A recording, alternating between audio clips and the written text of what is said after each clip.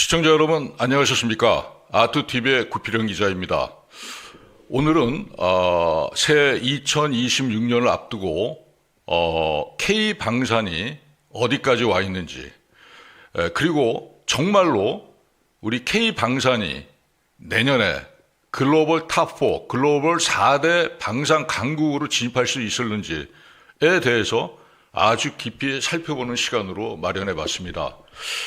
이 시간의 분석을 위해서 오늘 우리 K방산의 아주 권위자이신 이중공 교수님을 모셨습니다. 교수님, 안녕하십니까? 네, 안녕하십니까? 예, 진짜, 개인적으로는 너무나 잘 알고, 이중공 교수님은 이제, 이 학자로뿐만 아니라 실무에서도 유럽, 미국 쪽에서 그 방산 쪽에 아주 권위자이십니다. 그래서 그동안 몇 달 전부터 모시려고 했는데, 진짜입니다. 모시려고 했는데, 계속 뭐 해외 출장이 워낙 많으셔가지고, 오늘 드디어 모시게 됐습니다. 오늘 연말에 진짜 모시게 돼서, 저로서도 큰 영광이고, 정말 네. 오늘 분석이 우리가 글로벌 한국이 K방산이 탑4로 갈 수 있을는지, 우리 이중공 교수님과 함께 아주 좋은 시간을 마련해봐서 무척 우리 시청자, 우리 아투TV 50만 구독자 여러분들과 함께 매우 기쁩니다. 자, 그러면은 오늘 주제가 교수님께서 5가지를 분류를 해주셨지 않습니까? 네네네. 그래서 첫 번째인 K지상무기체계, 우리 배경화면에서 나오지만 이 K2 전차가 나오지 않습니까? 네. 근데 이 세계 시장이 가장 이제 확실한 강자라고 우리는 얘기하는데 실제 그런지 한번 살펴주시고요. 그다음에 K9 자주포도 이게 지금까지 나온 자주포 중에 가장 잘 만든, 그러니까 가성비가 아주 뛰어난 무기다 이렇게 얘기하는데. 정말 우리 지상무기 체계가 세계 무기 시장에서 중심으로 가고 있다고 보시는 건지 한번 말씀 드려보겠습니다. K지상은 이제는 뭐 거의 글로벌 브랜드가 된 것 같아요. 네. 그 기본적인 어떤 원동력 자체는 이제 우리 군에서 네.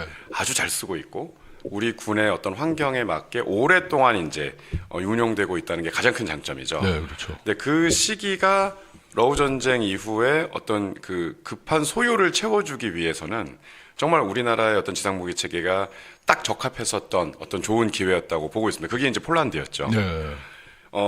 K 지상무기 자체는 이제 국산화율 자체가 상당히 높습니다. 거의 뭐 90% 이상이에요. 그렇죠.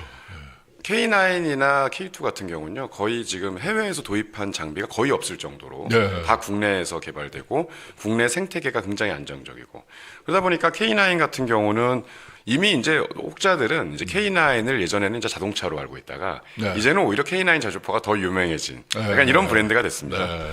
K9 같은 경우는 이제 거의 계약 기준으로 이제 전 세계 11개국에 이제 계약이 됐고요. 우리나라 포함해서. 네. 그다음에 지금 한 10개국 정도에서는 지금 이제 운용을 하고 있죠. 네. 11개국이 이제 최근에 이제 베트남하고 이제 계약이 됐어요. 네, 맞습니다. 예. 전 세계 점유율이 거의 뭐 70% 이상을 지금 자랑하고 있는 우리나라의 정말 대표 명품 무기가 되겠죠. 그렇죠. 근데 이제 우리나라의 대표 명품 무기인 K9뿐만 아니라 이제 K2 같은 그렇죠. 또 전차. 네. K2도 굉장히 잘 만들어진 전차죠. 예. 그러면서 이제 폴란드의 어떤 그 급한 안보 사항을 채워줄 수 있는 네. 또 좋은 제품으로서 이제 성장을 해 나가고 있고, 그 외에도 지금 이제 유도 무기들, 각종 유도 무기들이 그렇죠. 이제 어떻게 보면 예. 지상 방공 무기니까요. 예. 유도 무기들이 이제 중동에, 그래서 사우디, UAE, 이라크, 그래서 이제 중동 방공 벨트망을 이제 우리나라 무기 체계가 이제 지원하고 지금 이제 어떻게 보면은 시장을 지금 섭외하고 있죠. 그렇죠. 그런 부분들 자체가 지금 K9뿐만 아니라 이후에 많은 지상 무기 체계들이 글로벌적으로 검증이 다 됐다고 보시면 될 것 같아요. 네.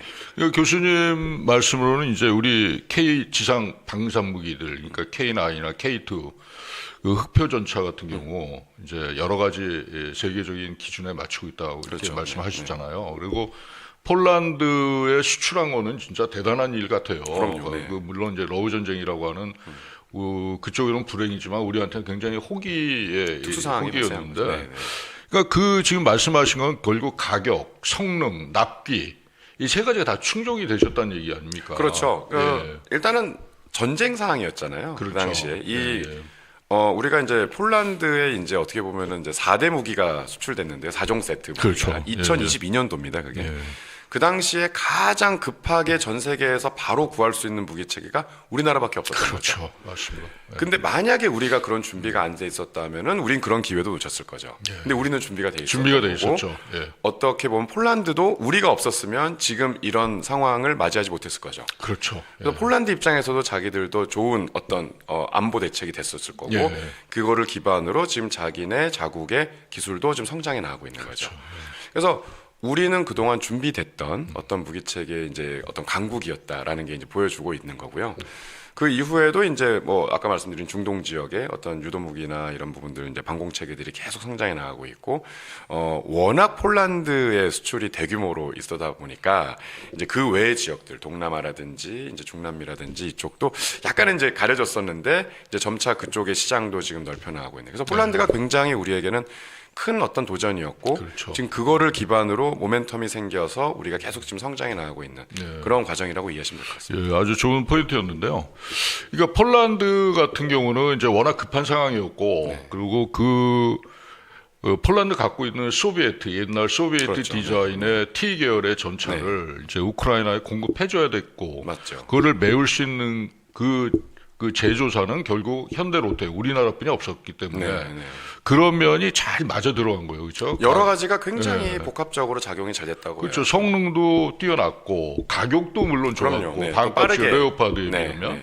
그다음에 납기는 뭐 말할 것도 없었잖아요. 그렇죠. 아마 제가 볼 때는 납기가 제일 중요했을 겁니다. 지금 그렇죠. 당장 급하니까요. 예, 예. 근데 그걸 해결해 줄 수 있는 솔루션이 우리나라밖에 예. 없었던 거죠. 근데 교수 한 가지 지금 이 유럽의 재군비 상황을 이렇게 보니까 조금 이게 낙관할 수가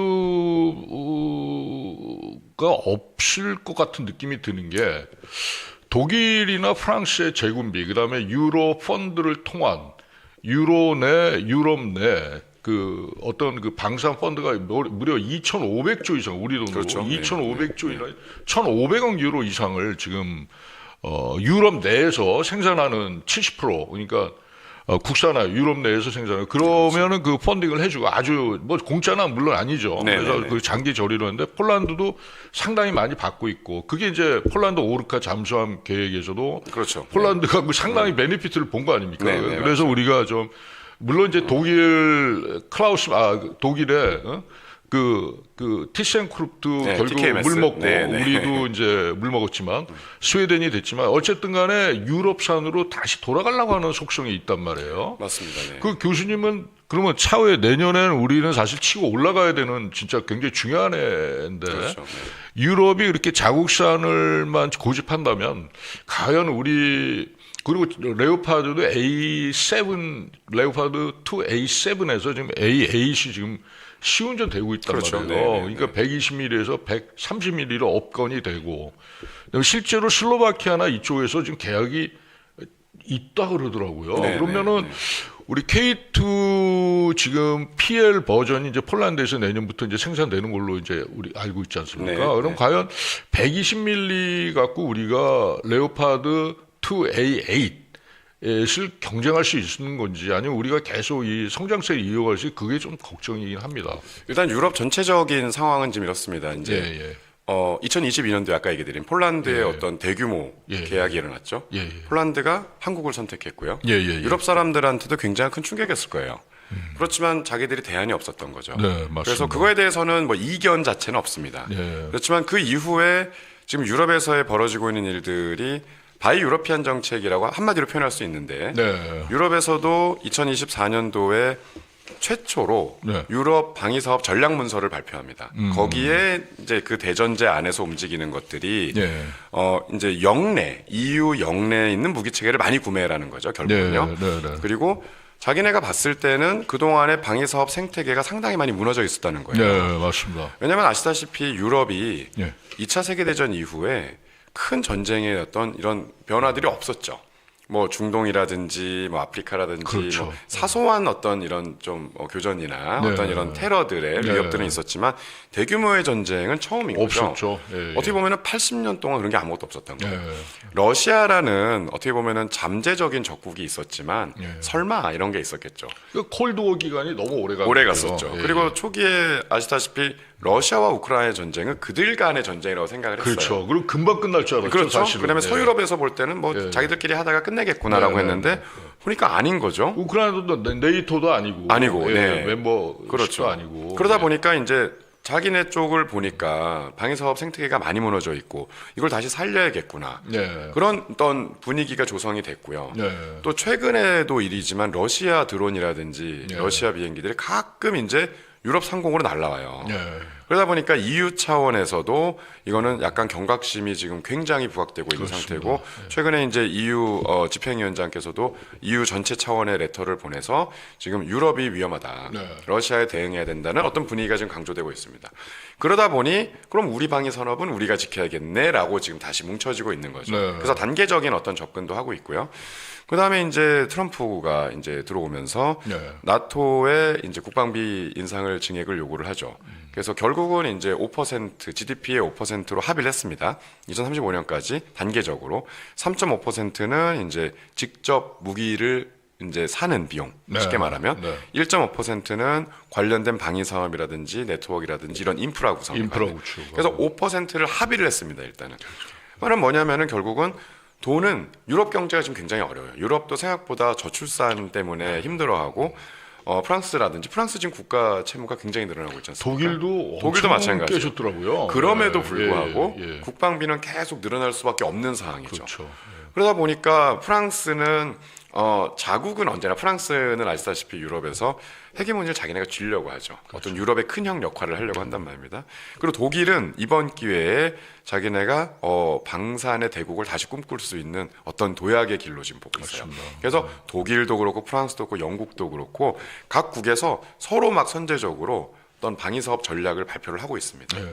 그러다 보니 이제 유럽 내에서 뭉쳐야겠다라는 네. 것도 나오고 가장 최근에 또 변화 중에 하나는 유럽에 있는 우주 회사들, 그러니까 스페이스 관련된 회사들이 한 개의 통합법인으로 가는 걸 합의를 했습니다. 그게 레오나드로, 탈레스, 에어버스 세 개 회사가 왜냐하면 미국하고 계속 경쟁을 하다 보니까 미국에는 이제 뭐 스페이스X라든지 스타링크라든지 그렇죠. 소위 말하는 너무나 전 세계적으로 잘 나가는 회사가 계속 나오고 있죠. 근데 유럽은 그동안 그런 회사들이 혁신적인 기업들이 많이 없었던 거죠. 그러다 보니까 유럽의 우주 시장이 이렇게 해야 되면 큰일 나겠다 싶어서 우주 통합법인을 만들기로 합의를 하고 27년도를 목표로 지금 그 작업을 하고 있습니다. 야, 그럼 무서운 각계 개별 기업도 엄청난 회사들인데. 그렇죠. 그래서 우주 부분을 에어버스나 뭐 합치고 탈레스나 이런 기업들. 레오나드. 참고로 이중우 교수님은 프랑스 방산의 또 전문가십니다. 거기 네.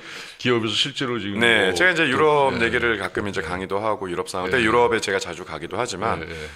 유럽의 변해가는 속도가 과거에 비해서는 굉장히 빨라졌고요. 선제적으로 많이 바뀌고 있고 생태계를 꾸려가는 모습도 아까 말씀드린 대로 그동안 이런 게 없었던 거죠. 그렇죠. 성장의 기회도 없었고 위협의 기회도 없었고. 너무 느긋했어요. 그렇죠. 그렇지만 지금은 그렇게 빠르게 변화가고 있고요. 예. 각종 조인 벤처들, 각종 협력, 그다음에 어떤 이런 그 바이 유러피안 정책에 대해서 공개적으로 그다음에 기금까지 모아서 지금 전 세계로 지금 진출하고 있는 거죠. 그 대전제가 결국은 우리 안보는 우리가 지킨다. 네. 그다음에 탈미국도 조금 있어요. 네, 맞아요. 우리가 자꾸 미국에 왜 의존해야 되느냐. 맞습니다. 특히 이제 프랑스 사람들은 미국에 예. 의존하는 걸 굉장히 싫어하죠. 드골 때부터 뭐 독재 핵무장도 하고. 그렇죠. 예, 네. 그렇죠. 그러다 보니까 그런 것들이 이제는 방위 사업에까지 영향을 미치고 있고 이 산업을 빨리 키워야겠다라는 게 지금 있는 거죠. 그렇죠. 거기에 지금 우리 기업들이 이제 조금씩 들어가서 역할을 하고 있죠. 예. 근데 그러니까 그게 이제 우리 사실 보면 그동안 이제 러우 전쟁이 2022년 2월에 발발되고 로템이 이제 갑자기 급부상하고 전차가 그렇죠. 많이 수출되고 하니까 우리 전체가 사실상 우리는 이제 알잖아요. 우리 네. 실력을 아는데 그동안 우리 언론에도 책임이 있어요. 너무 이제 유튜브나 이쪽에서 사실과 다른 너무나 과장된 얘기들을 너무 많이 해왔고 해서 우리 시청자들께서 거기에 대해서 좀 너무 포장된 정보를 잘못 갖고 계신 것도 있거든요. 근데 사실 제가 아까도 말씀드렸지만은 뭐 이중호 교수님은 뭐 프랑스, 영국, 독일 쪽에 오래 계셨고 저도 이제 마찬가지지만 우리 K2 전차가 물론 이제 가성비가 뛰어나지만 실제 성능 자체는 사실 레오파드 2나 그다음에 미국의 M1A2 에이브람스도 거의 대동소이하지 않습니까? 그렇죠. 근데 네. 우리 같은 경우 이제 동유럽 쪽에 진흙이나 머드 쪽에서 우리는 이제 보기륜 자체가 유압 시스템이 돼 있고 가벼우니까 돌파 능력은 있지만 방어 능력은 확실히 떨어진단 말이에요. 근데 게다가 레오파드가 지금 급속하게 전차를 성능을 업건을 네. 시키고 네. 네. 업그레이드하고 또 자체 내또 재무장을 선언하고 또 유럽 특히 동유럽 쪽에 자기네 거를 지금 굉장히 강력하게 세일즈를 하고 있단 말이에요. 그렇죠. 네. 그러니까 우리 교수님이 볼 때는 우리 K 방산 업체들이 현지 진출은 뭐 당연히 가야 될 것 같고 이제 K2는 이미 이제 폴란드 그렇죠. 네. 바르샤바 근처에서 이미 생산을 내년부터 하는 걸로 확정이 됐지 네. 않습니까? 근데 나머지 뭐 천무라든가 지대공 미사일이랄지 이런 것들 그다음에 K9 자주포 이것도 현지 생산 계획 같은 거는 어떻게 지금 보고 계세요? 그러니까 기업들이 이제 현지화에 대해서 준비하는 건 뭐 당연한 거고요. 예. 이제는 뭐 아시다시피 과거의 무기 수출은 자국에서 만들어서 네네. 상대국으로 그냥 보내면 됩니다. 네. 그걸로 끝이었죠. 네네. 그리고 지금도 우리 FMS 사업들, 그러니까 이제 정부 대 정부 사업들, 예. 우리가 이제 미정부를 통해서 사오는 무기 체계들은 예. 미국에서 만들어서 오는 거죠. 그렇죠. 그런 몇 가지를 제외하고서의 이제 방산 수출의 트렌드 변화는 가서 만들어야 돼요. 그리고 가서 기술을 줘야 되고 자국의 그 국가의 수출국의 어떤 그 수입국이죠, 그러니까요. 우리 입장에서 보면 그 국가의 경제 발전에도 도움이 줘야 되는 거죠. 그렇죠. 그러니까 예전에는 그냥 무기만 잘 만들어서 보내던 시절이 아니고 이제는 어떤 경제 발전까지 주는 어떤 가치를 줄 수 있는 일을 해야 된다는 ITB 거죠. 말씀하시는 네네, 거예요. 우리 캐나다에 지금 ITB 예, 또 예. 이따 얘기를 드릴 텐데 그 그런 것들이 없이는 이제 방산 수출에 이제 어떤 미래는 없다라고 보고 있는 거예요. 네. 폴란드 같이 초기에 좀 전쟁 초기에 급하게 지금 무기를 도입하는 경우가 있었지만 지금은 여유를 가지고 그렇죠. 자국의 방산 어떤 활성화나 네. 경제 발전을 위해서 자기네 위주의 어떤 협상을 많이 하고 있습니다. 지금 우리가 그렇게 했는데 여기서 조심해야 될 건 또 뭐냐면 우리가 이제 요즘 또 수출 금융 얘기도 나오죠. 네. 무기도 수출해야 돼, 금융도 지원해야 돼, 기술도 이전해야 돼요. 그렇죠? 거기다 교육도 시켜줘야 돼요. 네, 맞습니다. 정말 그 다음에 어떻게 보면은 그쪽 소비자들, 그러니까 소요군 그쪽 네. 군내에 있는 마음까지 움직여줘야 되는 거죠. 정말 이제는 수출이 그냥 내 무기만 좋다고 파는 게 아니라 정치 외교적인 영역도 벗어나서 문화적인 영역까지 지금 가고 있는 게 지금 문화까지. 2025년도, 예. 6년도를 맞이하는 지금입니다. 그러니까 점점 더 어려워지는 거예요. 근데 이제 유럽 상황은 왜 그러냐면 유럽은 자꾸 뭉치고 있고 우리한테는 당연히 위기가 아닐 수는 없습니다. 근데 지금 우리가 돌파할 수 있는 유일한 방법은 현지에 가서 그쪽에 가서 앉아버려야 돼요. 앉아서 그 국가 내 회사로 거의 탈바꿈을 해야 되는 거죠. 그럼 이제 이렇게 말씀하시면 그럼 우리 대한민국에는 무슨 이득이 있느냐는 거죠. 근데 기업들은 그렇게 해서 성장을 해야 됩니다.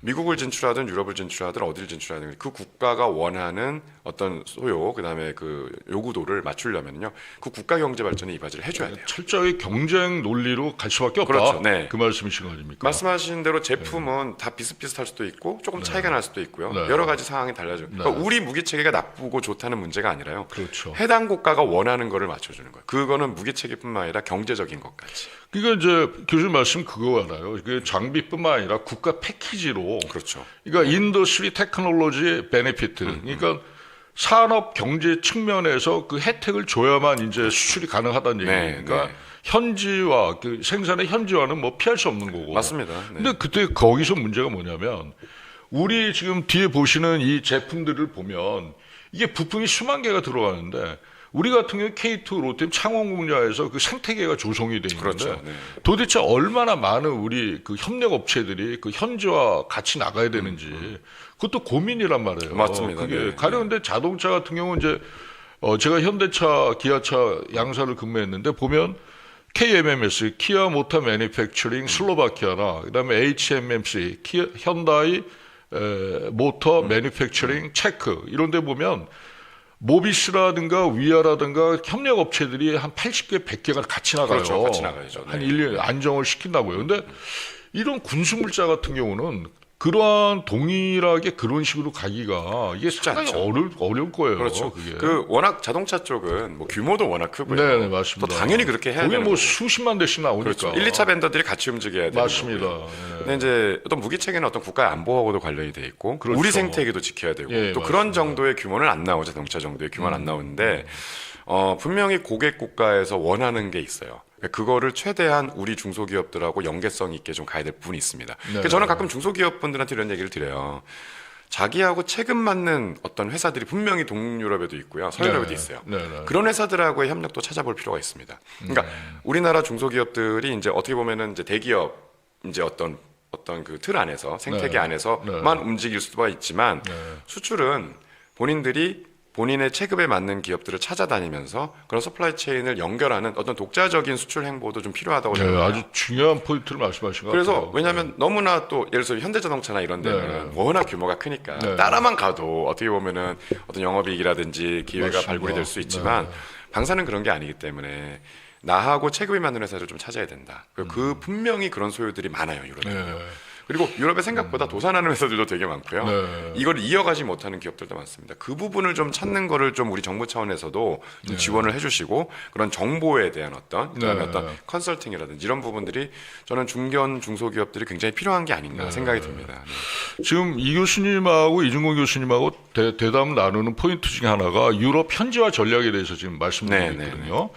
근데 지금 중요한 포인트를 말씀하신 게 이제 현지화 전략에서 그 현지에서 가령 현지가 폴란드, 동부 유럽뿐만 아니라 프랑스, 독일, 영국 같은 데도 도산을 많이 하고 있단 말이에요. 사실 도산을 많이 하고 있는데 그런 기업들의 어떤 적극적 인수합병을 통해서 그 브랜드 가치를 유지하면서 그쪽 브랜드를 사용하면서 우리 로컬라이제이션 그러니까 거기 국산화 전략도 이용하고 그래서 유럽 방위비 그것도 베네피트도 우리가 혜택도 받고 근데 실제 자동차에서도 그랬어요.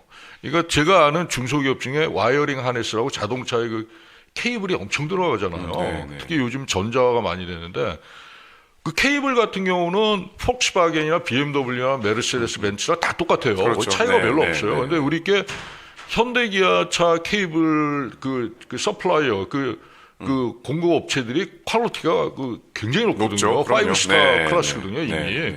그러니까 거기서 현대기아 뭐 체코나 슬로바키아뿐만 아니라 거기 독일 공장이나 유럽 공장이 다 들어갑니다. 그렇죠.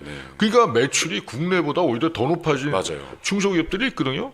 그러니까 제 생각에는 무슨 우리나라도 전차에 들어가는 그 케이블 회사 중에 뭐 이렇게 방송에서 말씀드릴 수는 없는데 요즘 케이블이 회사가 있어요. 그 사장님하고 한번 가끔 우리 만나서 얘기해 보면 그런 것들을 얘기를 합니다. 그래서 그 레오파드 전차나 영국의 챌린저 전차나 프랑스의 르클레 전차에도 케이블을 제가 물어봤더니 똑같대요. 차이가 별로 없답니다. 없죠, 맞습니다. 그러면 아니 그 대표님은 거기 충분히 따라 가셔도 문제가 없겠네요. 우리는 문제가 없어요. 그러시더라고요. 그런 같은 경우. 실질적으로 제가 재작년 이제 창원 지역에 수시로 이제 방문하고 여러 가지 토의도 하고 하는데 창원의 모 중소기업에서는요, 실제로 저 독일에 있는 회사를 인수를 해가지고 과거에 그래서 지금 미국의 에브림 전차에 들어가는 이제 동력 쪽에 사업을 이제 하고 있어요. 그래서 그런 시장들이 생각보다 있다라는 걸 좀 말씀드리고 싶고 우리 중견 중소기업들이 어떻게 보면 조금 이제 해외로 눈을 좀 많이 돌려주시고 그런 부분에 좀 그러니까 이제 이런 거죠. 우리 중견 중소기업들이 해외 대기업들하고 일하기는 좀 제한 사항이 많아요. 우리나라의 절충교육이라든지 산업협력을 통해서는 받을 수 있지만 내가 나갈 때는 그들이 그렇게 쉽게 받아들이진 않아요. 그렇기 때문에 어떻게 보면 나하고 체급이 비슷하고 나하고 업종이 좀 비슷한데 서로 윈윈할 수 있는 회사들이 굉장히 많습니다. 그런 데를 좀 찾아서 연결해주고 우리가 정보도 좀 제공해주고 그러면서 약간 그런 식의 진출이 제가 보기엔 좀 안정될 것 같아요. 다만 이제 중견 중소기업들의 이제 오너분들, 이제 경영자분들이 야 그렇게까지 우리가 해야 돼라고 생각하면은 좀 어려운 부분도 있지만 저는 꼭 이런 말씀을 드리고 싶은 게 분명히 시장은 있고요. 그런 기회들이 많기 때문에 조금 해외 쪽으로 눈을 좀 돌리시면서 특히 유럽에 어떤 생태계로 들어갈 수 있는 좋은 기회인 것 같다고 생각됩니다. 맞아요. 그러니까 이준공 교수께서 말씀하신 내용 중에 또 포인트가 뭐냐면 그게 있거든요. 어차피 현지화 전략은 피할 수가 없다. 당연하죠. 특히 네. 우리가 지금 목표로 하는 게 글로벌 탑4 네. 세계적인 이제 방산 국가가 되는 건데 그러려면 이제 현지화 해야 되고 그러려면 협력업체에 따라갈 수밖에 없는 그렇죠. 거고. 네, 네. 그러면 사실 이 협력업체들이 현지화는 분명히 체계 이 현대 로템이랄지 하나 시스템이랄지 하나 오션이랄지 에어로스페이스랄지, 현중이랄지 예, 예. 하나 에어로라든지 카이랄지 분명히 체계 완성 업체들의 지원이 반드시 있어야 그럼요, 된다고 그럼요. 봐요. 네, 당연하죠. 예, 거기에 네. 법률 자문이랄지 로펌들 현지 로펌들의 어떤 그 연결성이랄지 그렇죠. 이런 것들도 국가 패키지 안에서 ITF 아까 이제 인더스트리 테크놀로지 베니핏 현지화 전략과 연결해서 그러니까 국가 차원의 지원 플러스 체계 완성 업체의 지원을 우리 K 중소 방산 업체들한테 지원을 같이 해서 맞습니다. 네. 공생할 수 있는 네. 그런 여건을 좀 마련해 주자 네. 하는 그런 맞죠. 말씀인 네. 것 같습니다. 폴란드 진출이 그래서 의미가 있는 겁니다. 네. 폴란드가 만약에 없었으면 네. 지금 아마 이런 K방산 수출력이 나오지도 않았을 거예요. 그렇죠. 예, 폴란드가 맞습니다. 어떻게 보면 우리한테 예. 큰 교두보 역할을 예, 했던 맞습니다. 거고 예, 예, 그래서 중견 중소기업도 좀 동유럽부터 예, 예. 진출을 하는 게 제가 보기에는 이제 향후에 또 우리 5년, 10년 미래의 방산을 위해서는 중요하지 않을까 생각됩니다. 아 오늘 지금 토의할 게 많은데 저희 지금 지상무기 체계에 너무 많은 시간을 지금 뺏었습니다. 근데 그럴 수밖에 없는 게 지상무기 체계 우리 완성도는 거의 90%가 넘고 그럼요. 네. 하기 때문에 제가 볼 땐 거의, 전 세계 예. 최고입니다. 진짜. 예, 네. 진짜 이건 좀 길게 얘기가 됐고 우리가 이제 두 번째로 이우수님께서 말씀해주실 내용 이제 K 해양 방산 쪽이 이지 않습니까? K 해양 방산도 우리 K 지상무기 체계와 마찬가지로 우리 로컬, 우리 현지화, 우리 국산화율이 굉장히 그럼요. 높은 체계 중에 시스템 중에 하나인데 이 올해도 뭐 현중에서 그 남미 쪽에 수출 뭐 쾌거도 있었고 했지만 본격적으로 아직 그 군함이나 어떤 잠수함의 수출은 내년부터 좀 시작될 수 있지 않나 하는 좀 기대가 되거든요. 교수님 어떻게 생각하십니까? 저는 이제 얼마 전에도 이제 다른 언론에서 인터뷰했는데 내년부터는 우리가 해양에 집중해야 된다. 네, 그래서 해양이 앞으로 K방산의 수출을 이끌어가야 된다라고 주장을 하는데요. 일단 잠수함이라든지 수상함이라든지 어떤 이런 플랫폼들은 지상 무기 체계하고 일단은 계약 규모가 틀려요. 일단은요. 예, 몇백억이 아니잖아요. 그렇죠. 예, 어마무시하죠. 그러니까 뭐 거기는. 웬만하면 조단위 금액. 그냥 쉽게 잠수함 한 척이 뭐 8천억 1조씩 1조 하니까. 넘어가잖아요. 그러니까 정말 우리가 좀 더 집중해야 될 무기 체계인데 해양 쪽에 보면은 과거에 우리나라가 인도네시아에도 잠수함 수출한 사례가 있고요. 그동안 제가 좀 찾아보니까 수상함 같은 경우를 다 뉴질랜드부터 시작해서 찾아보니까 한 40여 척 정도가 이제 수출이 됐었어요. 한국에서. 그리고 아시다시피 우리 K조선은 뭐 세계 탑 아닙니까 정말. 그렇죠. 근데 이제 조선소에도 보면은 우리 이제 이런 분야를 특수선이라고 합니다. 특수선 사업부. 그래서 현대중공업이나 하나오션 다 특수선 사업부라 그러는데 우리나라 특수선이 정말 우리가 이순신 장군의 이제 후예로서 우리가 그동안 잘 몰랐던 어떤 지상무기 체계에 비해서 살짝 좀 가려졌던 부분은 좀 있지만 저는 해양이 이제는 이제 올라와야 된다. 그리고 해양무기 체계가 좀 더 이제 성장해야 된다라고 보는데 잠수함 시장 규모하고요. 수상함 시장 규모가 향후 2024년 5년부터 향후 10년간 봤을 때 거의 300조, 거의 600조의 시장이에요. 여러 분석 보고서들이 좀 데이터는 좀 틀릴 수가 있지만 제가 여러 가지 분석 보고서를 보니까 대충 예상되는 글로벌 사업 규모들이요. 한 300조, 거의 600조 시장입니다. 이 600조 시장이 엄청난 시장이죠. 근데 우리가 지상방산뿐만 아니라 해양 쪽에 잘하잖아요. 특히 조선 잘하잖아요. 조선 뭐 거의 그러니까 우리는 이 시장으로 가야 예, 되거든요. 그래서 국가적인 차원도 그렇고 많은 기업들이 지금 해양 무기에 지금 집중을 하고 있고요. 네. 뭐 좀 이따 얘기를 또 드리겠지만 여기 이제 무인수상정 같은 이런 그 외에 그다음에 이제 유무인 복합이라든지 해서 결국은 함정이 움직이는 거는 어떻게 보면은 정말 종합 무기 체계가 움직인다 보시면 될 것 같아요. 그래서 그런 부분들이 이제 우리가 조금 더 집중을 해야 되고, 뭐 당장 이제 내년에 있는 이제 캐나다 잠수함뿐만 아니라 그렇죠. 중남미 이제 다양한 그다음에 이제 동남아시아에 있는 여러 가지 이제 함정 수출 사업들 굉장히 중요해요. 그래서 내년에는 정말 국가 총력전을 펼쳐서라도 해양 쪽을 저는 지원해야 된다고 보고 있습니다. 참 지난주에 그 캐나다 CPSP 잠수함 사업 60조 규모에 대해서 그 1시간 동안 토의를 했는데 네. 우리 저 또 전문가님 나오셨으니까 다시 한번 잠깐 또 더 짚고 넘어가도록 하죠. 그러면 내년 지금 스케줄을 보니까 CPSP 커네디언 그 패트롤 서머린 프로젝트 CPSP라고 하는 그 60조 사업에 대해서 좀 일정을 살펴봤거든요. 살펴봤더니 올해 9월에 이제 티센크루프 머린 시스템 TKMS하고 우리 하나오션 그다음에 HD 현중하고 이제 두 기업이 선정이 됐고 내년 3월 이제 3개월 남았습니다. 얼마 안 남았죠? 그래서 우선 협상자가 나올 텐데 지금 우리한테 남은 게 이제 3개월이 채 안 남았잖아요. 그렇죠. 근데 저는 그렇게 봤어요. 이 독일이 국가적 차원에서 이제 국가 패키지로 캐나다 정부하고 딜을 하고 있더라고요. 그런데 과연 우리한테 정말 어떤 기회가 있을지 아니면 기회 마지막 남은 거 끝까지 포기하지 않고 하려면 어떤 지금 우리가 총력전을 가져가야 될지 이거 간단하게 한번 말씀해 주시죠. 두 가지입니다. 한 가지는 일단은 뭐 독일도 지금 전력 투구하고 있어요. 독일도요. 그렇더라고요. 어쩌면 독일은 제가 보니까 카드를 하나하나씩 꺼내는 것 같아요. 지금 최근에 뭐 우리 캐나다 전투 체계도 구매하겠다고 공식적으로 발표하고요. 그렇더라고요. 독일의 전투 체계가 굉장히 유럽의 전투 체계는 전 세계 탑입니다. 그럼에도 불구하고 이제 캐나다 전투 체계를 사겠다고 구매한 거는 당연히 이 사업을 염두에 두고 그런 전략이죠. 그다음에 이제 아까 우리 진행자께서 말씀해주신 유럽 기금, 방기금, 세이프라고 하죠. 세이프 기금에 이제 합의를 했죠. 그렇죠. 그러니까 이제 뭐 내가 너네 것도 사주고 돈도 대줄게 이런 전략들이 하나하나씩 나오는 것 같아요. 그러면서 이제 국가적인 차원에서도 많은 지금 전략들. 근데 이제 과연 우리는 어떤 전략을 갖고 있냐? 저는 이렇게도 봅니다. 있어요. 우리도 전략이 있는데 이걸 또 너무 이제 계속 얘기를 하면 안 되죠. 또 어떻게 보면은 이제 우리 전략이 노출될 수도 있고 그렇기 때문에 이제 이 부분은 우리 언론도 그렇고 모든 분들이 좀 지켜보면서 좀 이렇게 믿고 가야 되는 부분이 있습니다. 그렇지만 저는 요 얘기를 드리고 싶은 게 이제 캐나다 총리도 계속 방송에서도 얘기하고 하는 게 뭐냐면 아까 우리 얘기한 ITB예요. ITB. 그렇죠. B는 뭐냐면 베네핏입니다. 베네핏. 캐나다는 잠수함을 사는 가장 큰 목적이 북극입니다. 북극을 지키기 위해서 쉽게 말하면 북극 때문에 사는 거예요. 너무 잠수함이 노후됐죠.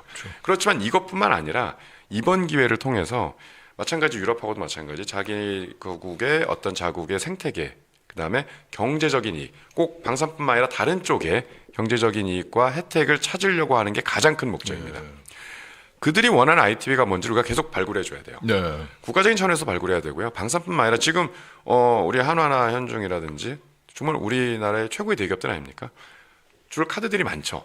솔직히 말해서요. 모든 분야에 다 할 수 있잖아요. 그다음 정부 차원에서도 해야 되고. 그렇죠. 우리가 최근에 들어서 뭐 캐나다 본바르디에 이제 비행기를 이제 몇 개 사서 본바르디에서 사업하는 것도 좀 있지만 뭐 그거 갖고는 충분하지 않은 것 같고요. 그렇죠. 정말 그들이 원하는 거를 정말 그러니까 소위 말해서 고객이 원하는 거를 정말 제대로 파악해서 아니 심지어는 폭스바겐의 자동차 공장까지 뭐 오퍼를 하고 있는 것 같아요. 그렇죠. 그러니까 독일이 예전에는 느긋했잖아요. 사실 독일이 얼마나 큰 자이언트입니까? 거기인데 11월에 엄청난 오퍼를 그러니까 이 교수님 말씀대로 은밀하게 한 거예요. 그게 현지에서 뉴스에 나가지고 저도 디텍션을 했어요. 그걸 맞죠. 탐지를 한 거예요. 11월에 엄청난 오퍼를 한 거예요. 지금까지 계속 그러니까 은밀하게 하더라고요. 걔네. 독일 애들이 워낙 원래 그러지 않았는데 캐나다 입장에서 너무 좋은 거예요. 지금 독일과 한국이 양쪽에서 모든 제안을 그렇습니다. 지금 다 받아들이면서 하는데 저는 이렇게 생각합니다. 캐나다 뭐 자세한 전략까지는 정부에서도 기업에서도 다 지금 뭐 열심히 뛰고 계시지만 정말 이거는 국가 총력전으로 무조건 수주해야 됩니다. 왜냐하면 이거를 놓치면 우리가 내년도 내후년도에 앞으로 계속 잠수함 시장이라든지 해양 시장에 우리가 좀 어려울 수도 있어요. 큰 기회를 놓치는 거죠. 그래서 이거는 정말 어떤 큰 돈을 벌겠다라는 목적도 하면 안 되고요. 전 세계 잠수함 시장을 내가 일단 진출한다. 내가 가서 어떤 역할을 하겠다. 그다음에 어떤 상징성을 부여할 수 있는 사업이기 때문에 정말 국가에서도 더 큰 지원이 필요하다고 저는 생각합니다. 견해가 이렇게 지난번에도 저 사실은 그런 얘기를 했어요. 말미에 지난주에서도 하나오션이나 현종한테 설사 요번에 손해가 나더라도 재무제표상에서 손실이 나더라도 이거는 꼭 잡도록 국가와 더불어 우리 정부와 더불어 국가 패키지로 꼭 들어가서 꼭 내년 3월에 우선 협상자로 일단은 발탁이 돼야 된다 하는 말씀을 드렸거든요. 우리 이중근 교수님도 역시 같은 생각을 하고 계시군요. 특히 이제 기업들은 이제 캐나다 현지 기업들하고 어떤 협력들 지금 뭐 열심히 지금 많이 확장해 나가고 있지만 그런 부분이 매우 중요하고요. 그리고 현지에서 캐나다에서 우리를 도와줄 수 있는 사람들도 많이 찾아야 됩니다. 지금 계속. 네. 어떤 정치 외교적인 영역뿐만 아니라 네. 기업에서도 많은 기업들이 한국을 믿고 따를 수 있게 그렇죠. 예, 네. 하는 우리 편을 좀 많이 만드는 네, 작업들을 네. 지금부터 많이 하고 있지만 네, 네. 지금도 더 끝까지 정말 네. 최선을 다해서 해야 되지 않을까 생각이 듭니다. 맞습니다.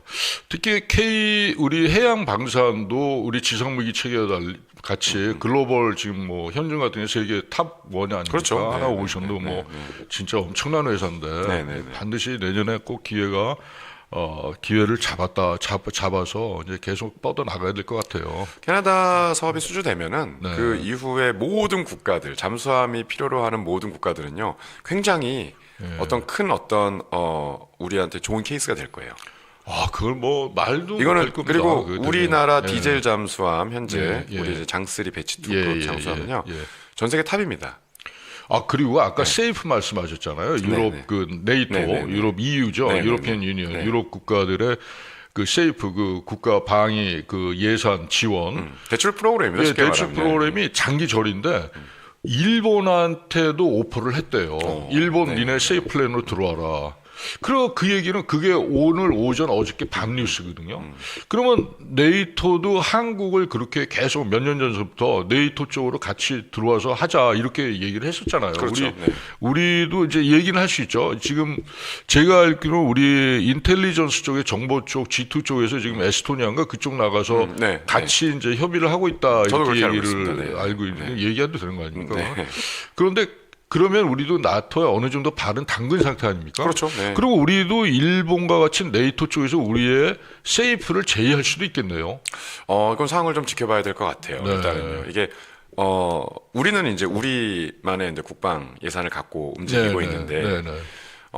돈을 쉽게 말하면 이제 돈이 섞인다는 거는 그렇죠. 여러 가지 예, 예. 의무가 따른다는 얘기잖아요. 그렇죠. 이 부분이 조금 이제 애매할 수는 있어요. 솔직히. 내년 예산 67조 국방비인데 사실 큰 돈은 아니잖아요. 그렇죠. 우리 그 네. 전체 GDP 수준에서는 뭐 아직까지. 잘 아시겠지만 우리나라도 이제 내년도 국방 예산이 이제 최근에 이제 의회 통과가 돼서 확정이 됐죠. 네네.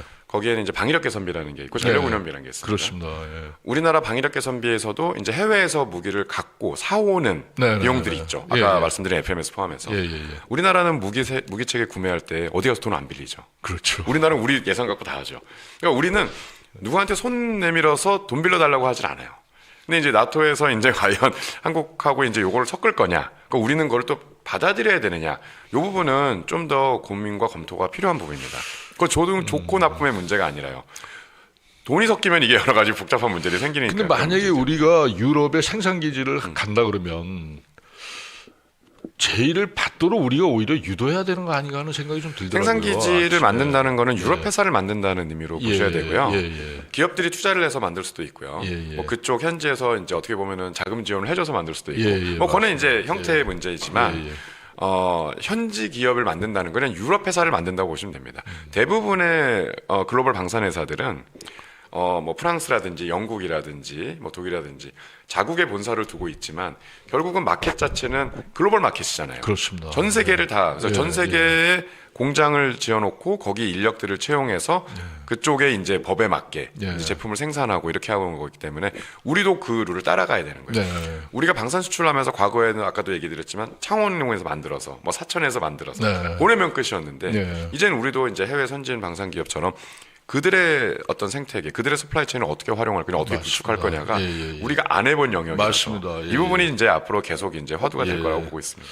사실 이중근 교수님은 오늘 하루 나와서 이 얘기를 다 할 수 있는 상황이 아니에요. 그래서 아마 좀 제가 더 섭외를 해서 몇 번 더 출연해서 같이 말씀을 드려야 될 것 같은데 그 어쨌든 시간이 너무 지금 가는 게 안타까운데 일단은 지금 할 게 많으니까 세 번째 이 교수님께서 이제 픽업하신 이제 내년은 무인 무기 체계에 해다 이렇게 디파인을 하셨지 않습니까? 그러면 유무인의 복합 전력 수요가 폭발한다 이렇게 말씀하셨는데 그렇죠. 제가 기사도 그때 이 교수님 인용해가지고 기사도에서 참 고마 이 자리를 빌어서 다시 한번 고맙게 생각드리고요.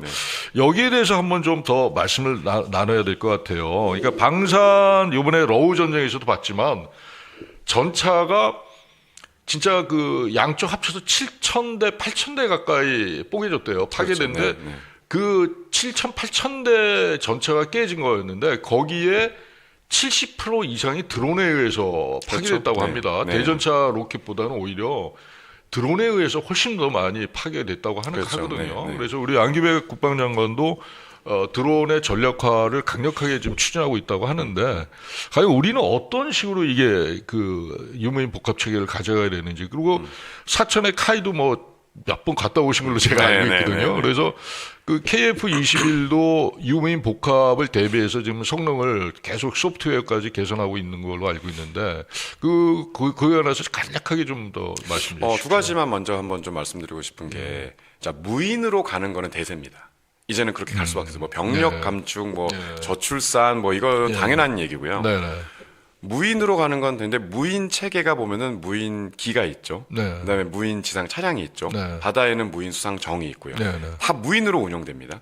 그럼 무인으로 운영됨과 동시에 유인 무기하고 연동을 해야 되는 거죠. 이제 요게 이제 앞으로 가야 될 방향들인데, 여기에는 각 플랫폼들만 있지만 요 플랫폼들하고 연결해주는 기반 통신이 또 되게 중요해요. 그러니까 이게 유무인 복합이라는 게 어떻게 보면은 큰 틀 안에서 일어나는 일들이지만, 그 안을 들여다 보면은 그 안에서 해결해야 될 각종 기술들이 너무 많이 앞으로 개발이 돼야 돼요. 그렇죠. 예, 예. 영상을 찍어야 돼요. 영상을 찍어가지고 바로 보내야 돼요. 네. 보내려면 결국은 통신이잖아요, 결국은요. 맞습니다. 네. 네. 그러면 어떤 영상을 찍어서 함정으로 보낼 거냐, 지상으로 보낼 거냐, 우주의 영상을 받아서 어떻게 뿌릴 거냐의 얘기는 네, 네, 맞습니다. 결국은 기반 통신이 해결해야 될 일들이죠. 네. 데이터 링크와 관련된. 그래서 이 부분이 네. 우리가 가장 큰 숙제입니다. 각각의 개별 플랫폼들은 지금 다 개발되고 있어요. 예. 근데 얘를 어떻게 연결할 거냐. 결국은 영역이 많잖아요. 이제 우주 영역까지. 영역, 다영역에 나오는 정보를 어떻게 초연결을 할 거냐가 네, 네. 이 멈티라고 하죠. 우리 유무인 복합의 핵심입니다. 예, 이거는요. 맞습니다. 그래서 우리는 각각의 플랫폼은 잘 개발되고 있지만 얘를 어떻게, 육해공을 어떻게 연결할 거냐. 예, 육해공 예. 우주를 어떻게 열 거냐. 예, 예. 바닷속 정보를 어떻게 실시간으로 연결을 할 예, 거냐. 예. 이게 지금 화두예요. 근데 여기에 이제 AI가 들어가죠. 네.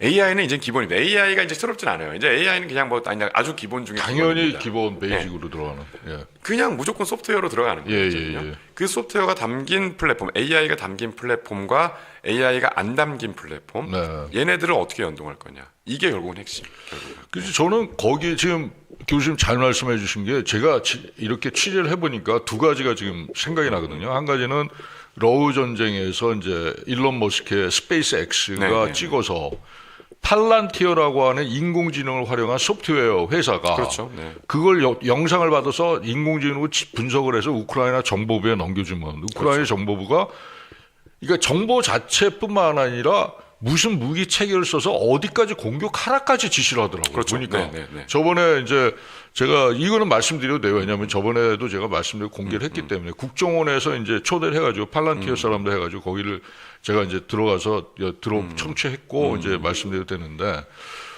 너무 정확하게, 그러니까 우크라이나 같은 인구가 얼마 되지도 않는 나라가, 무기 체계도 빈약한 나라가 이 러시아하고 지금 4년 이제 내년 2월이면 4년째 가는 거거든. 그걸 견디는 게 바로 그런 공중전에서 미국이 꽉 잡고 지원하니까 가능하다고 저는 그렇죠. 보고 있거든요. 그 뉴욕타임즈 작년엔가 한번 나왔었죠. 이제 어떻게 보면은 AI 실험소가 된 거예요. 우크라이나가. 그러니까 팔란티어 같은 기업은 굉장히 좋죠. 이건 뭐 네. 데이터를 거의 공짜로 얻을 수 있잖아요. 그러니까 그런 실시간의 어떤 그다음에 실전 데이터를 확보를 해가지고 네. 소프트웨어를 개발하잖아요.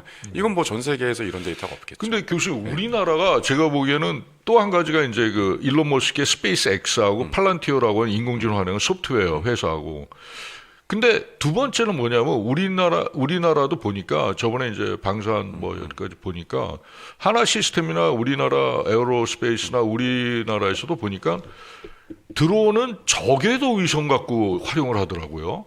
근데 저궤도 위성이 운영하고 발사하는 게 훨씬 어렵다 그러더라고요. 거기 현재 엔지니어들한테 취재를 해보니까. 네, 근데 그렇죠. 네. 그런 아까 말씀하신 통신 이런 게 사실 유럽이 엄청 발달돼 있잖아요. 맞죠. 네, 네. 탈레스라든가 네. 이런 회사들이, 에어버스라든가 이런 회사도 엄청나게 소프트웨어까지 됐는데, 그런 거는 우리가 좀 상당히 협력을 해야 될 부분 아닌가 싶어요. 왜냐하면 조기 전력화가 굉장히 필요할 것 같거든요. 그게 사실은 네. 눈에 근데 안 보이는 그런 것들이. 저는 이렇게도 좀 보고 있는 게요. 예. 일단 전장의 상황이 조금 틀리고요. 일단 러우 전쟁이 우크라이나하고 그렇죠. 우리나라 한반도하고는 상황이 좀 틀립니다. 상황이 그렇죠? 틀리죠. 그리고 우리나라의 전시가 정말 발발이 된다면 뭐 당연히 안 아, 그러겠지만 그건 안 되죠. 드론의 역할이 과연 러시아만큼 할까? 그런 부분들은 좀 한번 고민을 해봐야 됩니다. 어떻게 보면 이 한반도 전구를 봤을 때 러시아 우크라이나의 어떤 전장 상황이 완전 틀린 게 뭐냐면 저희는 산이 많죠 일단. 그렇죠. 네. 북한에서의 공격, 우리가 이제 방어, 그다음에 우리의 어떤 공격들은 일단은 대공 무기로 먼저 시작이 되겠죠. 드론들도 활용을 하겠지만 결국 우리 전장상에 맞게 드론도 전략을 바꿔줘야 된다는 겁니다. 드론이 많다고 꼭 이기는 것도 아니고요. 드론 같은 건 어떻게 보면 변칙이잖아요. 예, 비대칭 전략의 변칙 방법인데 그걸 어떻게 우리 전장에 맞게 전력할 거냐 저는 굉장히 중요하다고 봐요. 그리고 한 가지 더 첨언드리면 전시가 되면 저쪽에서도 드론이 날라오겠죠. 어떤 무인기 공격이 들어오겠죠. 그렇죠. 그럼 우리가 갖고 있는 기반 시설들 이런 거 어떻게 보호할 거냐도 굉장히 중요합니다. 맞습니다. 그거 무너지기 시작하면요. 어떻게 보면 전쟁 초기에 드론 몇 대 맞고 우리가 더 어려워질 수 있는 상황이 생길 수 있으니까 그렇죠. 우리가 안티 드론 특히 이제 공항이라든지 뭐 발전소라든지 정말 큰 건물들 서울에 이런 그런 중요 시설들을 어떻게 보호할 거냐에 대한 우리가 이제 안티 드론, 한글로는 대드론이라고 하죠. 이런 걸 어떻게 보호할 거냐에 대한 기술 좀 이런 부분에 좀 더 우리가 한국화된 드론 전략을 좀 만들어야 될 필요가 있지 않나 싶습니다. 참 그 중요한 전략이고 사실 그런 거에 대한 자세한 우리가 논의는 그동안 자세히 안 해왔거든요. 그렇죠. 실제로 필요한 건데. 그래서 저는 이제 이 얘기도 해요. 가끔 이제 육해공 통합 드론 전략이 하나 나와줘야 돼요.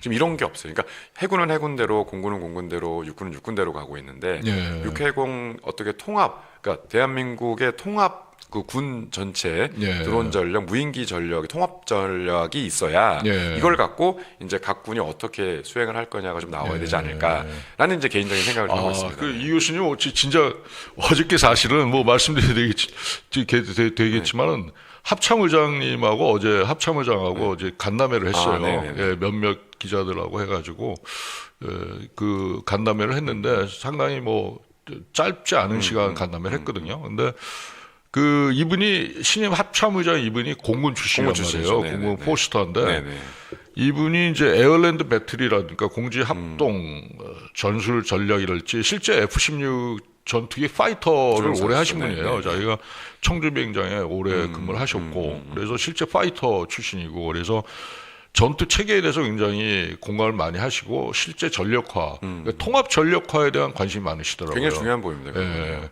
대드론 같은 경우도 안기백 장관 국방부 측에서도 굉장히 관심을 갖고 있기 때문에 근데 그런 것들을 실제로 전력화하는 데는 시간이 좀 걸릴 것 같은데 그게 소프트웨어하고 그다음에 스페이스 위성 간에 그런 것들하고 다 했는데 저번에 업체를 말씀드릴 수 있을지 모르겠지만 거기하고 취재를 해보니까 정부와 계약 없이 스스로 개발하고 있다고 그러던데요. 그런 기업들도 많이 있죠. 네, 위성을? 그런 기업들도 많이 있고요. 위성을 이제 뭐 자체적으로 투자해서 이제 쏘는 기업들도 많이 있고요. 근데 이제 문제는 결국은 아까 말씀드린 플랫폼 간의 어떤 개발들은 막 하고 있지만 상호 간에 연결할 수 있는 우리가 이게 지금 전체로 굉장히 중요합니다. 지금 드론도 그렇고 무인기도 그렇고 아까 우리 유무인 복합 얘기도 그렇고 AI가 포함된 플랫폼들하고 이 전체적으로 육해공 전체적으로 어떻게 이거를 융합할 거냐. 그렇죠. 이게 핵심이에요. 그게 합참에서 하는 일이 그거잖아요. 그렇죠. 합참이 육해공 해병대까지 다 합참해서 하는데 그러니까 그 중요성이란 거는 사실 어마무시한 거죠. 합참이 거의 뭐 결정적인 일을 하고 하는데 저번 바로 직전 합참의장은 또 해군 출신이고 그다음에 요번 또 합참의장 공군 출신이 상당히 의미가 있는 것 같아요. 그런 면에서는 해공군 쪽에서 그동안 이제 육군 쪽에서 쭉 하고 있다가 해공군 쪽에서 이렇게 하는 게 어떻게 보면 지금 말씀하신 육해공 해병대까지 통합 에어랜드 배틀 전략으로 나갔는데 상당히 그 지휘관의 그 역할도 중요하고 하는데 특히 이제 우리나라 환경에는 그게 더 중요할 것 같아요. 다른 나라도 마찬가지겠지만 우리가 이제 러브 전쟁 보면서 이제 드론이 뭐 전차를 공격해서 폭발을 하고 뭐 자폭 드론 이런 뭐 로이터링 드론이라고 하는 로이터링 뮤니션 뭐 이런 것들이 많이 나오지만 결국은 우리 전장 환경에 맞는 우리만의 전략이 필요한 거죠. 그러니까 그 공격을 해서 야 가성비 좋다 뭐 우리도 앞으로 저렇게 가야 돼라는 것도 있지만 그거는 이제 그들의 전장 상황이고요. 우리 전장 상황에 맞는. 근데 우리 전장 상황의 가장 기본이 될 수 있는 거는 육해공 통합. 결국은 통합 전략, 그다음에 어떤 정보의 실시간 교류, 그다음에 거기에 의사결정을 빨리 할 수 있는 AI가 추가되고 그러면서 지휘관의 부담을 빨리 내려주면서 어떻게 보면은 바로 공격을 할 수 있는. 그러니까 이런 시스템들이 이제 이제 우다루프라고 우리 많이 부르기도 하잖아요. 이런 것들이 좀 빨리 좀 이제 할 수 있는 어떤 큰 대전략이 좀 나와야 되지 않을까. 개인적으로 그런 생각이 좀 예, 있습니다. 뭐 굉장히 아주 진짜 좋은 말씀 너무 많이 해주시고, 근데 솔직히 이제 말씀드리면 남북한의 전면전은 거의 가능성이 거의 없을 것 같고, 그렇죠. 네. 워낙 강대국들이 끼어 있기 때문에.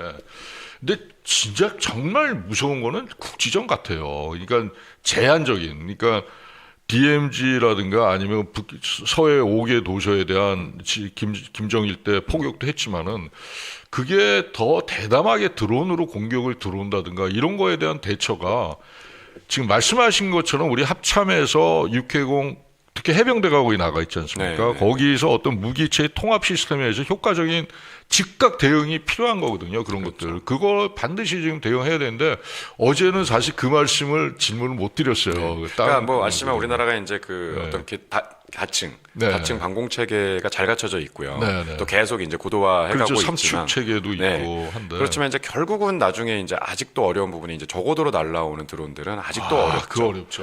예. 그럼 얘네들을 어떻게 잡아야 되냐? 네. 그럼 우리가 또 보호 대책을 또 많이 강구를 해야 되는 거고요. 네, 네. 다 잡을 수가 없다고 저는 봐요. 그게. 현실적으로 그걸 어떻게 다 잡겠습니까? 저거로 현실적으로 날라오는 어렵죠. 것들. 예, 그럼 예, 얘네들이 예. 날라왔을 때 그 주요 기반 시설들을 어떻게 이제 방어를 해야 되냐라는 예, 예. 것도 이제 좀 우리가 좀 집중적으로 예, 개발해야 되고 고도화해야 되지 맞습니다. 않을까 싶습니다. 예, 예. 이제 또 이제 시간이 너무나 빨리 가가지고 아직도 좀 할 게 좀 많이 남았는데 일단은 이제 마무리에 들어가야 될 것 같아요. 그러니까 내년에 K방산이 내년 이후 글로벌 시장에서 이제 우위를 점할 핵심 이슈는 이제 말씀하셨듯이 단순히 뭐 장비, 체계의 성능 갖고 할 수 있는 시대는 이제 끝났다. 네, 네. 끝났다 이렇게 말씀하셨는데 수출 다변화, 그다음에 현지화 모델 이런 것들 통해서 내년에 K방산의 어떤 뭐 결정적 무기 같은 것들 이런 것들에 대해서 사실 그동안 취재하에서 강은호 전 방사청장님하고도 이제 얘기를 많이 했고 그래서 그래서 기사 쓰는데 많이 도움이 됐는데 네, 네. 우리 또 이 교수님 말씀을 빼먹을 수가 없지 않습니까? 그 양의 그 탑 중에 한 분이신데 네. 한번 말씀 좀 거기에 대해서 좀 분석 좀 해주시죠. 저는 이렇게 봅니다. 이제 우리가 지금 K방산이 큰 성장을 지금 하고 있죠. 네. 어떤 그 모멘텀이라는 게 아까 우리 계속 얘기했던 폴란드 네, 네. 수주였고요. 그래서 이제 정부 차원에서도 전략 산업이 됐고, 네. 그다음에 이제 글로벌 방산 4대 강국이 이제 되기 위해서 지금 노력을 네, 하고 있죠. 그렇습니다.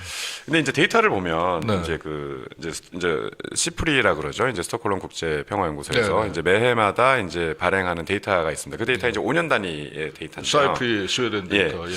거기 보면은 이제 우리나라가 지금 글로벌 점유율이 한 2.2% 정도 네. 되고요. 9위죠 지금은. 10입니다. 10입니까? 네. 그게 이제 작년만 이제 좀 있으면 이제 새로 업데이트가 돼서 나오는데 네. 이 10위가 2020년에서 2024년도 데이터입니다. 네. 그러니까 아마 이번에 나오는 데이터에 우리가 조금 더 올라갈 수도 있어요. 9위 정도. 예. 근데 이제 2.2%인데 예. 지금 1위가 이제 미국이고요. 미국은 그렇죠. 넘사벽이요. 뭐 43%인데 거기는, 넘사벽이고요. 예, 완전히. 글로벌 4위가 중국으로 되어 있는데요. 지금요 5.9%입니다. 글로벌 점유율이. 자, 그럼 우리가 4위까지 가려면 거의 6%잖아요. 거의 3배 정도를 해야 돼요, 우리가요. 현재 지금 점유율의 3배를 해야 되는 거죠. 그러니까 글로벌 4대 강국으로 가기 위한 이제 시작점이고요. 네. 뭐 내년도에 우리가 4대 강국으로 된다는 게 아니잖아요. 근데 현실적인 숫자로 놓고 봤을 때는 지금 현재 점유율의 3배는 해야 글로벌 4대 강국이 된다는 얘기예요. 쉽지 않은데요. 쉽지 않죠. 예, 예. 예. 그 위에 누가 있냐면 독일도 5.6%고요. 네. 이탈리아도 4.8%예요. 그러니까 유럽 국가들이 그래도 유럽이 아직까지는 방산 수출을 좀 많이 하고 있는데 글로벌 4대 강국이라는 게 큰 우리한테는 도전 과제고 좀 가야 될 방향이긴 하지만 네. 또 이 만만치 않은 것도 사실입니다. 절대 강자들이 네. 도사리고 있는 거죠. 그렇죠. 그래서 저희 이제 우리가 볼 때 이제 각 네. 기업들이 나오는 전략들 이제 네. 우리가 어떤 전략을 갖고 가야 되느냐. 저는 이제 한 2가지 정도로 이제 짚을 수 있는데요. 일단 기존에 우리가 하던 무기 체계 개발들을 더 고도화해야 됩니다. 그 결국은 우리 군이 쓸 수 있는 무기 체계를 잘 만들어야 되는 게 가장. 그러니까 우리 학생들한테도 그렇게 얘기했잖아요. 시험 잘 보려면 국영수 잘해야 되고 기초 과목을 잘해야 돼요. 근본으로 가장 근본. 그러니까 결국은 베이직인데요. 우리 군이 만족하는 우리 군이 정말 필요로 하는 무기체를 잘 만들면 됩니다. 그게 1번이고요. 정답입니다. 두 번째는 이제 우리가 시야를 좀 이제 넓혀가고 우리도 국제 시장에 나가고 있잖아요. 협력을 넓혀 나가야 됩니다. 이제는 독자적으로 살아갈 수 있는 세계가 아니고 무기 시장도 마찬가지죠. 우리가 해외 기업들, 해외 국가들하고 손을 잡고 같이 나가지 않으면 우리 혼자서 잘 만들었다고 이제 사주는 CD는 이제 안 올 겁니다. 그렇죠. 그래서 우리가 이제는 해외 시장으로 진출하기 위해서 국제 협력을 좀 더 많이 해야 되는 어떤 이런 DNA가 좀 이제 있어야 우리가 이제 5년, 10년을 더 성장하고 나가는 거고요. 우리가 있는 국방 예산 갖고는 충분하지 못한 사업들을 해외 통해서 이제 성장해 나가야 되기 때문에 그렇게 되면 뭐 언제가 될지 모르겠지만 우리가 차근차근 준비해 가면 또 언젠가 이런 큰 도전이 실현되지 않을까 생각하고 있습니다. 그러니까 좀 지금 교수님 말씀을 이중공 교수님 말씀을 좀 정리해 보면 한국식 수출 모델을 요번에 정립을 하자 그 말씀 하신 그렇죠. 거거든요. 네, 그 얘기는 뭐 항상 저번 뭐 이건 이중공 교수님 취재 내용입니다. 지난주 기사인데 현지화, 로컬라이제이션, 기술 이전, 테크놀로지 트랜스퍼를 해야 된다. 세 번째나 조인트 벤처, 합작 생산이라는 세 가지 단어를 말씀하셨거든요. 근데 이게 내년부터 돼야 우리가 글로벌 탑4. 그러니까 현재 세계 방산 10위에서 이제 세계 방산 4위까지 가려면 지금 중국이 5.9%, 6% 가는데 우리가 2.2%니까 우리가 3배의 성장을 가져와야 된다. 그 그래야 이제 4강이 갈 수 있죠. 그러니까 강은호 청장은 그 얘기를 하더라고요. 저번 취재에서 보니까 한국이 그동안 우리가 만들고 니네는 살아 이런 걸 끝났다는 얘기를 하더라고요. 네, 맞습니다. 맞는 말씀이시고요. 이제 한 가지만 이제 더 이제 간단하게도 말씀드리면 그럼 어디까지 이걸 해야 되느냐? 우리가 다 줘야 돼. 금융도 지원해야 돼, 기술도 지원해야 되고, 다 주면 어떻게 하냐? 다 줘야 된다. 우리만의 어떤 기술 통제도 있어야 된다고 봐요. 그러니까 국가별로 각 국가별로의 어떤 맞춤형 프로그램도 있겠지만 우리가 이 무기 체계라는 거는 우리 국민들의 예산을 갖고 만든 거잖아요. 그럼 이거를 이제 수출을 하는 거죠. 어떻게 보면은 학생한테 투자를 해서 그 학생이 공부를 잘해서 좋은 학교에 가고 또 좋은 직장을 얻어서 이제 집에 이제 어떻게 보면 이제 효도할 수 있는 어떤 이런 시스템하고 비슷한 건데 우리 무기 체계도 다 국민의 세금으로 만들었지만 이 기술 자체를 어디까지 이전을 해줄 거냐, 그 기술 보호 대책 같은 거는 굉장히 중요하다고 봅니다. 그래서 어떤 부분에 대해서는 좀 필요하면 단호하게 끊어야 되는 부분도 있고요. 어떤 부분에 대해서는 우리가 열어서 놓고 같이 협의하면서 같이 개발할 수도 있어야 되고, 그러니까 그 부분에 대해서도 굉장히 중요하다고 좀 보기 때문에 그런 부분은 우리가 하나하나 차근차근 준비해야 되지 않을까 싶습니다. 이거 사실 자동차가 사실 그렇게 해요. 그렇죠. 그러니까 보면은 말레이시아나 인도네시아나 터키 이런 데는 현대차가 그 현지화, 특히 인도 이런 데는 현지화 모델을 국내에 판매도 안 해요. 그런 차들. 그렇죠. 소형차 이런 것들은 100% 거기서 현지 설계, 현지 제조, 현지 인력으로 그렇게 해서 끝내버리거든요. 그래서 사실 어떻게 보면 K2 같은 경우는 메인 배틀 탱크 60톤에 가까운 중전차잖아요. 근데 사실 요번에 태국하고 캄보디아 전에서 보니까 태국이 중국제 전차를 쓰잖아요. 근데 70억 정도뿐이 안 된대요. 근데 우리 거는 세금 제외하고도 250억 가까이 되잖아요. K2 전차가. 그러니까 약 뭐 한 5분의 1뿐이 안 되는 거예요. 근데 우리도 그런 보급형 전차도 이제 만들어야 된다. 근데 중국제 전차 보니까 포신이 120mm가 넘어요. 아주 그 값싼 전차인데도 그러니까 잘 깨지 방어력이 형편없잖아요. 근데 그런 것들에 대한 어떤 가성비 전략을 또 가져가야 될 것 같아요. 네, 맞습니다. 그러니까 정말 기업들이 이제 더 바빠지기 시작한 거죠. 과거에는 수출할 게 별로 없었다가 수출이 잘 되면서 이제는 전략이 너무나 다변화될 수밖에 없고요. 그동안 우리 수요군에 위한 것만 중점으로 이제 K2 전차를 썼잖아요. 근데 이제는 수출을 위한 기종을 새로 개발을 현지화로 해야 될 필요가 있다. 자동차처럼. 맞죠. 그런 식의 어떤 개념이 들어가야 되지 않나 하는 생각이 들어요. 맞습니다. 그렇고 그러면 이제 마지막으로 이제 시간이 정말 얼마 안 남아가지고 내년이 K방송 우리가 이른바 3.0 시대에 개막하는 새로운 해가 된다에 대해서 이제 그렇게 많이들 기대를 하고 있잖아요. 지금 뭐 상장사들도 사실 K방산 기업들이 상장사들도 많고 그다음에 주가도 그동안 엄청나게 뛰었잖아요. 사실 많이 뛰었는데 이게 과연 지속 가능성이 있는지 뭐 우리 이중공 교수님은 사실 어떤 회사 국내외 해외 회사도 계시고 하기 때문에 이제 그런 데 대해서 좀 말씀해 주실 것 같은데 내년의 전망은 어떻게 이제 짧게 한번 좀 말씀. 그냥 전망 맑음입니다. 맑음. 맑음. 네, 맑음으로 가야 됩니다. 그러니까 맑음으로 가야지 됩니다. 그리고 이제 무기 체계가 아까도 그 얘기드렸지만 이제는 단순한 무기 체계가 아니라 복합 무기 체계로 바뀌고 우리의 전략도 다 복합적으로 더 정말 다영역화되고 있고요. 물건을 파는 게 아니라 가치를 팔아야 되는 가치를 부분까지 판다. 예, 이제 확장되고 있는 거죠. 네. 그래서 우리 기업들이 이제는 조금 더 노련해지기 시작했고요. 네. 내년부터는 또 무기뿐만 아니라 이제 후속 군수 지원 사업들, 이제 MRO 사업들이 이제 이어져 그렇죠. 나옵니다. 예, 이제 그동안 납품했던 것들에 대해서 이제 워런티가 끝나고 네, 네, 그 네. 이후에 일어나는 많은 이제 MRO 시장들이 열리기 때문에 우리가 이런 다양한 영역들을 어떻게 현지에 있는 기업들, 그다음에 이제 우리 방산 어떤 시스템, 그다음에 정부의 지원들을 받아서 성장. 그래서 저는 내년부터는 좀 더 새롭게 네. 다변화되는 정책들이 많이 나올 것 같아요. 특히 후속 군수 지원 같은 거는 정말 그냥 어떻게 보면은 정말 황금입니다, 황금. 우리가 계속 이어져 나갈 수 있는. 네, 맞습니다. 그리고 이 부분이 다음 사업으로 연결할 수 있는 브릿지 역할도 하기 때문에 내년부터는 좀 그런 부분에도 많은 신경을 쓰면서 네. 저는 그래서 내년 우리 K방산도 날씨는 맑음이라고 보고 있고요. 네. 대신에 항상 우산도 준비하고 다녀야 되고 그러면서 위기라고 살짝 느끼는 부분도 있지만 그래도 우리는 이 업계에 종사하시는 많은 분들이 맑음이라고 생각하고 계속 앞으로 뛰었으면 좋겠습니다. 아유, 네. 오늘 참 귀중한 시간 내주셔서 너무 감사드리고 어쨌든 우리 최고 K방사의 전문가 중에 한 분이신 이중근 교수님으로부터 참 귀한 말씀을 참 장시간, 1시간에 걸쳐서 네네. 잘 들었습니다.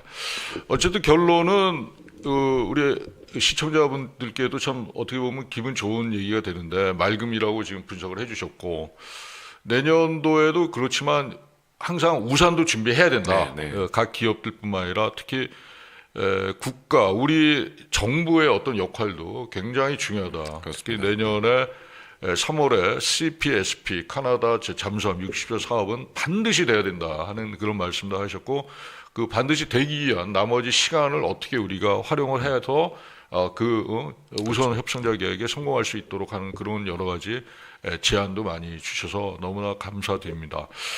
자, 이제 마지막 이제 종료를 해야 될 시간이 다가왔기 때문에 종료 마감 코멘트를 드리자면 이중훈 교수님을 반드시 한번 더 초대를 드릴 거고요. 그다음에 이 올해를 올해 이제 딱 2번의 이제 유튜브 시간이 남았는데 이 시간을 통해서 내년도 K방산 4강으로 갈 수 있는 그런 전략들을 다음 주에는 문근식 교수님을 모시고 그리고 그 다음 주에는 이 자리에 강제적으로 이중훈 교수님 또 한번 모시도록 그렇게 협의를 하겠습니다. 자, 장시간 시청해주신 우리 아투TV 구독자 여러분께 너무나 감사드리고 오늘은 이 자리에서 이제 이렇게 자리를 마치겠습니다. 다음 주에도 같은 시간, 같은 자리에서 우리 구독자, 애독자님들과 다시 뵙도록 하겠습니다. 자, 교수님 인사드리겠습니다. 네. 감사합니다.